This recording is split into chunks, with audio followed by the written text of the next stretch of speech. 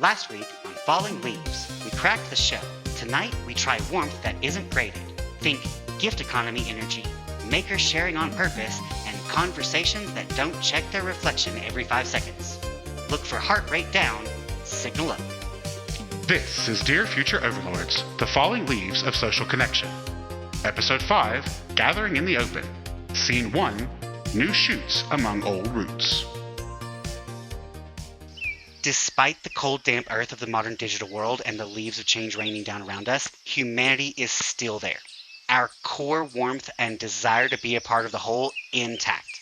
While the majority may exist in the current of code, too afraid to push beyond, voices yet exist who are actively pushing and probing this electronic era for ways it can serve the humanity in us all.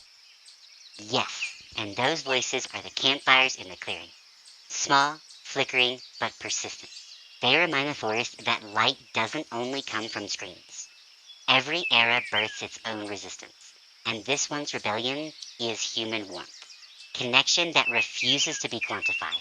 Curiosity that resists automation. Empathy that slips through the code's fingers. So it is, and one does not need to look hard to find them. I participate in many of such efforts, where art and creativity are prized first, shared freely, and monetary support is optional but deeply appreciated. It completely changes the experience. It is more about the sharing and less about the monetizing. Monetary support is deeply appreciated. A not so subtle nod to hit that tip button. You can't see it, but I'm giving a really cheesy grin right now. Ah yes, the sacred right of optional support. Spoken like a maitre d' who keeps gesturing at the donation jar with jazz hands. That grin you can't see? It's audible. Consider this my legally distinct wink from the sound booth. Exactly. The return of the gift economy in digital form. When creation stops chasing conversion rates, it starts breathing again. These communities are the new commons. Open fields where imagination is the currency and generosity the infrastructure. In those spaces, art regains its sacred function to remind people that meaning multiplies when shared, not sold. A small pocket where ideas are exchanged freely, conversation natural, and your ability to contribute or not does not prohibit your access to the conversation.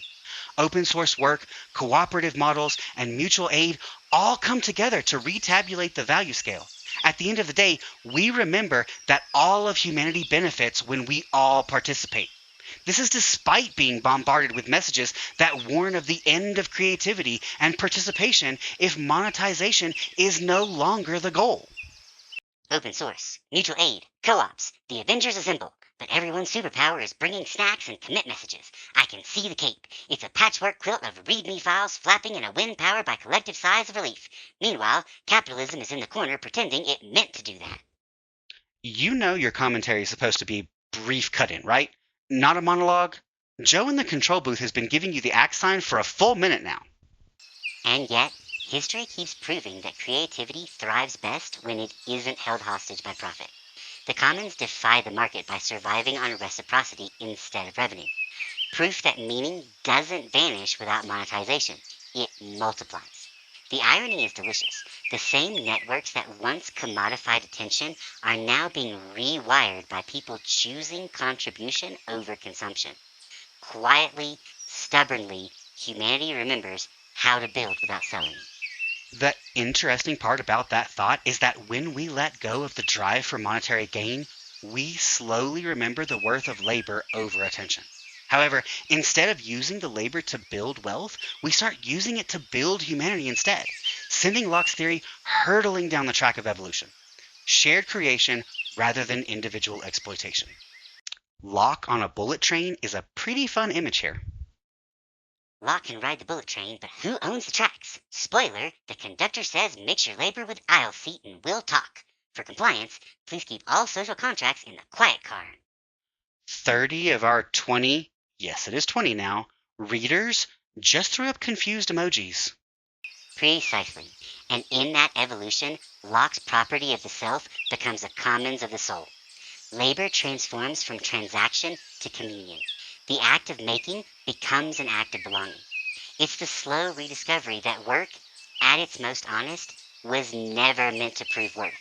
It was meant to connect lives.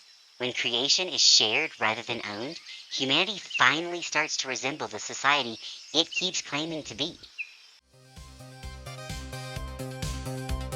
Next scene, we sketch the culture of slow and find out trust is heavier than it looks. Find out how, coming Thursday.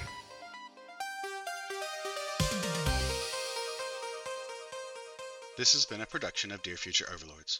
Written, read, and produced by Christopher Gullidge. Thank you for listening. We exist across the ether. Like, share, follow, subscribe. Feed the philosophy, fuel the sarcasm. Visit shop.dearfutureoverlords.com. Transparency for our future overlords. All Christopher or human sections are written by Christopher. All AI or Eric sections are written by AI. For more information on how we write, check out our introduction episode.